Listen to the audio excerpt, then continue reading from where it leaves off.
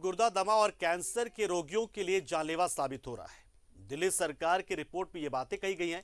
COPD, CKD, sepsis और cancer जैसी बीमारियां घातक साबित हो रही हैं। वैक्सीन का 1 या 2 डोज लेने के बाद भी इन रोगियों के लिए संक्रमण का जोखिम बरकरार है। इसको लेकर डॉक्टर शुभांग से बात की हमारे दिल्ली में हमारे सहयोगी फरहान ने। जिस तरीके से मृतकों की संख्या बढ़ गई है उसने सबकी चिंता बढ़ा दी है और इसी पर ज्यादा बातचीत करने के लिए हमारे साथ डॉक्टर शुभांग है।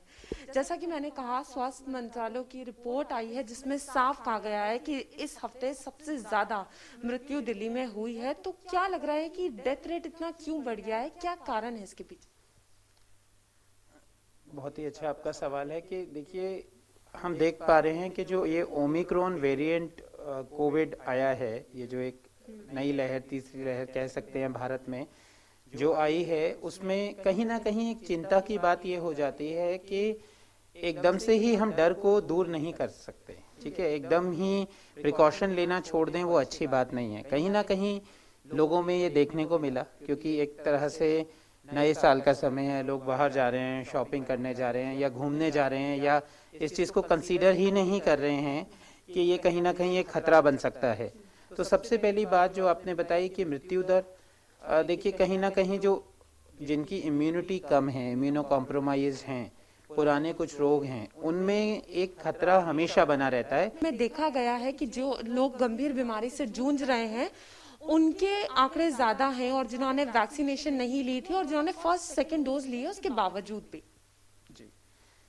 जैसे कि शुरुआत में अटकलें लगाई जा रही थी कि ये वैक्सीन कितनी कारगर होगी, ओमिक्रॉन वेरिएंट पे कितनी कारगर होगी, तो कहीं ना कहीं हम ये देख पाए हैं कि वैक्सीन तो कारगर है। विश्व के किसी भी देश की बात करें, ज्यादातर हॉस्पिटलाइजेशन या सीवियर डिजीज होने जिनमें हो रही है, उनमें जो सबसे बड़ी संख्या है वो उन लोगों की है जो वैक्सीन हेजिटेंसी जिनमें पाई गई, जिन्होंने वैक्सीन को नहीं लिया है या एक ही डोज ली है, और जिन्होंने पूरी तरह से वैक्सीनेशन, ये टीकाकरण में भागीदारी की है, उनमें फिलहाल ये बहुत ही माइल्ड, हल्की सी सर्दी, जुकाम, बुखार, जिसे कहते हैं फ्लू लाइक इलनेस, जिसमें जुकाम होगा, गला खराब होगा, हल्का बुखार आएगा, शरीर में दर्द होगा आदि करके वो ठीक हो रहे हैं। तो मैं आपके चैनल से के माध्यम से ये अपील करना चाहूँगा दर्शकों से कि जो भी रह गए हैं, जिन्होंने अपनी पहली या दूसरी डोज अभी तक नहीं ली है, वो अवश्य जाएं।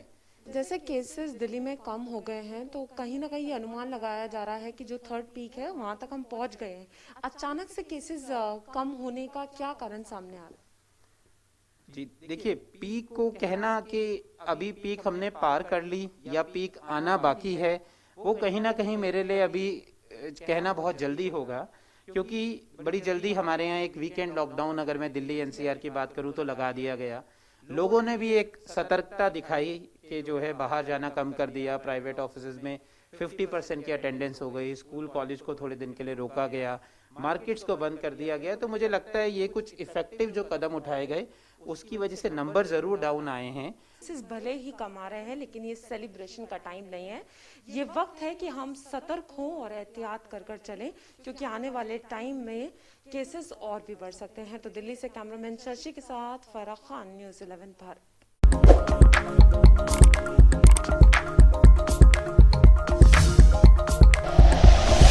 Like and share videos, subscribe करें हमारा चैनल और प्रेस करें बेल आइकॉन। न्यूज़ 11 भारत, सच है तो दिखेगा।